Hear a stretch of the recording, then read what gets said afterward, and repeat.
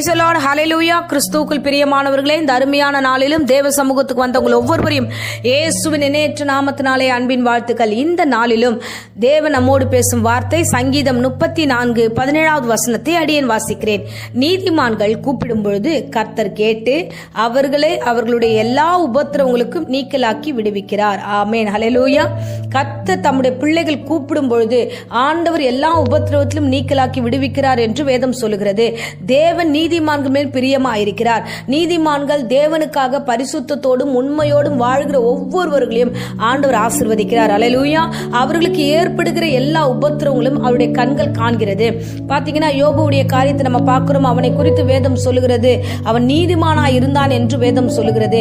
So யோபுடைய வாழ்க்கையில் அநேக பிரச்சனைகள் வந்தது. அவனுடைய சூழ்ந்திருக்கும் பொழுது பாத்தீங்கன்னா ஆசீர்வாதங்கள் எல்லாம் இழக்க வேண்டிய ஒரு சூழ்நிலை வருகிறது. அவருடைய பிள்ளைகள் எல்லாம் மரித்து போகிறார்கள். ஒரு நெருக்கடியான ஒரு சூழ்நிலை, பிசாசினால அவன் சோதிக்கப்படுகிறான். இந்த சூழ்நிலையில கர்த்தர் அவனுடைய கூப்பிடுதலை கேட்டார். கர்த்தர் அவனை குறித்து வைத்திருந்த திட்டங்கள் எல்லாவற்றும் கர்த்தர் நிறைவேற்றினார். அவன் கூப்பிடும் போது அவனுடைய எல்லா உபத்திரவங்களுக்கும் கர்த்தர் அவனை விலக்கி காப்பாற்றினார் என்று வேதம் சொல்லுகிறது. ஆமென், அல்லேலூயா. பாருங்க, தேவனுக்காக நீங்கள் பரிசுத்தத்தோடும் தேவனுக்காக உண்மையுள்ள பிள்ளைகளா நீங்கள் வாழும்போது உங்களுடைய உபத்திரவத்தின் நாட்களில் கண்டிப்பா கர்த்தர் உங்களை நிச்சயமாய் விடுதலையாக்குவார். ஆமென், அல்லேலூயா. யோபு குறித்து நம்ம வாசிக்கிறோம். அவன் தாம் பிள்ளைங்க ஒருவேளை தப்பு செஞ்சிருந்தா அப்படின்னு நினைச்சு அவர்கள் பிள்ளைகளுக்காக பலிகளை செலுத்தினார் என்று கூட வேதத்துல நம்ம வாசிக்கிறோம். அவர்களை சுத்திகரிக்கிறார், அவர்களை பரிசுத்தத்திற்காக அவர்களை ஆயத்தப்படுத்துகிறார் அப்படின்னு வேதத்துல நம்ம வாசிக்கிறோம். அப்படின்னா தேவனுடைய நீதிமான்களா இருக்கிற பிள்ளைங்க எல்லாவற்றிலும் முன்னெச்சரிக்கையோடு தன்னை காத்து கொண்டு தன்னுடைய ஆவிக்குரிய வாழ்க்கையை பரிசுத்தத்தோடு காத்து கொள்ளுகிறோம். பேச்சாகட்டும், நடக்கையாகட்டும், செயல்களாகட்டும் எல்லாமே பரிசுத்தத்தோடு காத்து கொள்ள வேண்டும் என்று ஒவ்வொரு நீதிமானும் கவனமாயிருக்கிறார்கள். அப்படி கவனமாயிருக்கிற நீதிமானுடைய வாழ்க்கையில உபத்திரம் வரும்போது தேவன் அமைதியா இருக்க மாட்டார். ஏன்னா என் பிள்ளை ஒவ்வொரு முறையும் தன்னை சுத்திகரிக்கிறான், ஒவ்வொரு முறையும் தன் குடும்பத்துக்காக அவன் ஜெபிக்கிறான், ஒவ்வொரு முறையும் தன் வீடு எங்கன்னா தப்பு நடந்துருமோன்ற பயத்துல அவன் பாதுகாப்பா வேலி அடைக்கிறான், உபவாசம் வச்சு தன் குடும்பத்திற்காக அவன் ஜெபிக்கிறான் அப்படின்னு கர்த்தர் பார்க்கிறார். ஆமென். பார்த்து ஒவ்வொருடைய வாழ்க்கையிலும் அற்புதம் செய்ய கர்த்தர் காத்திருக்கிறார். அல்லேலூயா. இந்த நாளில நீங்க யாராவது நீங்க பலவீனப்பட்டு சோர்ந்து போய், ஒருவேளை சோர்ந்து போய், ஆண்டவரே எனக்கு ஏன் இவ்வளவு உபத்திரம், ஏன் இந்த இவ்வளவு பிரச்சனை, என் மனம் பதட்டம் அடைகிறது ஆண்டவரே அப்பா என்று கூப்பிட்டு கொண்டிருந்தீங்கன்னா கர்த்தர் உங்கள் ஜெபத்துக்கு பதிலை கட்டளையிடுவார். அல்லேலூயா. சோ இந்த வேளையில ஆகாரை குறித்து நம்ம பார்க்கிறோம். அவ தன் பிள்ளை சாகிறதை நான் பார்க்க மாட்டேன் என்று சொல்லி வனாந்தரத்துல போய் அவள் அழுகிற அந்த அழுகையும் அந்த சத்தத்தையும் கர்த்தர் கேட்டார். அல்லேலூயா. அப்ப ஆண்டவர் ஒவ்வொருடைய சத்தத்தை கேட்கிறவர். அவர்கள் அந்த சத்தத்தை ஆண்டவர் புறம்பே தள்ளுகிறவர் அல்ல, அந்த சத்தத்திற்கு பதில் தர அவர் இறங்கி வருகிறார் அப்படின்னு நம்ம அந்த வேதத்துல வாசிக்கிறோம். அப்போ சாதாரண ஒரு பெண், புறஜாதியான பெண், அவ கத்துறா, அந்த கத்துற சத்தத்தை கேட்கிறார் கர்த்தர்னா கண்டிப்பா கர்த்தருடைய வார்த்தை சொல்லுது, நீதிமான்கள் கூப்பிடும் போது தேவன் மனம் இறங்காமல் இருப்பாரோ? நிச்சயமாய் மனம் இறங்குவார்.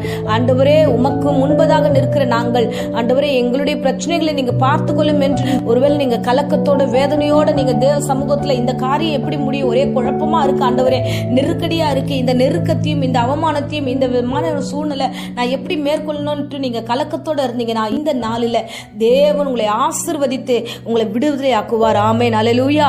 அவர் எல்லா பிரச்சனைகளிலிருந்து விடுதலையாக்குவார், எல்லா குழப்பத்திலிருந்து விடுதலையாக்குவார், எல்லா விதமான உபத்திரவத்திலிருந்து கர்த்தர் விடுதலையாக்குவார், எல்லா விதமான வியாதியிலிருந்து இந்த நாளில கர்த்தர் விடுதலையாக்குவார். இன்னைக்கு ஒன்னே ஒண்ணுதான், நீங்கள் தேவனை நோக்கி கூப்பிடுங்களேன், அது போதும். நீங்க ஒவ்வொன்றும் பார்த்து பார்த்து பார்த்து தானே செய்றீங்க. கர்த்தர் என்ன பார்க்கிறாரு, நான் தப்பு பண்ணக்கூடாது அப்படின்ற ஒரு கான்சியஸோட தானே ஒவ்வொரு விஷயத்தையும் அணுகுறீங்க. அப்படி இருக்கும்போது நீங்க பயப்பட வேண்டிய அவசியம் இல்லை. உங்களுடைய ஜெபத்துக்கு கர்த்தர் பதில் தருவார். தேவன் எல்லாவற்றையும் மாற்ற வல்லவராயிருக்கிறார். மாற்றி ஆசீர்வதித்து உங்களை வழி நடத்துவார். ஆகியால தேவனை நோக்கி காத்திருங்க. சூழ்நிலைகள் விரோதமா இருந்தாலும் தேவனை நோக்கி கூப்பிடுகிற விஷயத்துல நீங்க கொஞ்சம் கூட காம்ப்ரமைஸ் பண்ணாம, எந்த இடத்துக்கும் யாருக்கும் போகாம, பிரச்சனைக்கு இடம் கொடுக்காம, நீங்க யார்கிட்டயும் உட்கார்ந்து பேசாம தேவனை நோக்கி மாத்திரம் கூப்பிடுங்க. இந்த சூழ்நிலை சீக்கிரமாய் மாறும். இந்த சூழ்நிலை நாளை பகல்ல ஆசீர்வாதமாய் மாறும். கர்த்தர் உடனடியாக சூழ்நிலைகளை மாற்றுவார், உங்களை விடுதலையாக்குவார். ஆமென். இப்போதும் அடியேன் உங்களுக்காக ஜெபிக்கிறேன். அன்பு தெய்வமே, இந்த அருமையான வேலைக்காக ஸ்தோத்திரம். ஆண்டவரே, இந்த பிள்ளைகள் இந்த வேலையிலும் ஆண்டவரே நெருக்கத்திலும் இடுக்கத்திலும் இருந்து ஆண்டவரே ஜெபித்துக் கொண்டிருந்தா ஆண்டவரே அந்த நெருக்கத்திலிருந்து விடுதலையாக்குவீராக. தேவையற்ற மன குழப்பத்தை இயேசுவின் நாமத்தினால் அடியேன் சபித்து கட்டுகிறேன்.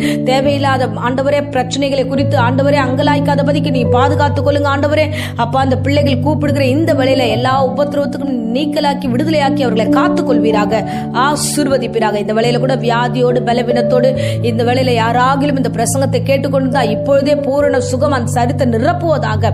வியாதி நீங்கி சுகம் உண்டாகட்டும். கர்த்தர் சாட்சியா நடத்துங்க ஆண்டவரே, பாதுகாத்துக் கொள்ளுங்க. இம்மட்டும் ஆண்டவரே உடைய கிருபையினால் எங்களை பாதுகாக்கிறதற்காய் ஸ்தோத்திரம் ஸ்தோத்திரம் ஸ்தோத்திரம். ஒவ்வொருவரையும் உடைய கரத்தில் ஒப்புக் கொடுக்கிறேன். ஆசீர்வதி. இயேசுவின் நேற்று நாமத்திலே ஜெபித்து ஒப்புக் கொடுக்கிறேன் ஜீவனுள்ள நல்ல பிதாவே. ஆமேன், ஆமேன். Praise the Lord. God bless you.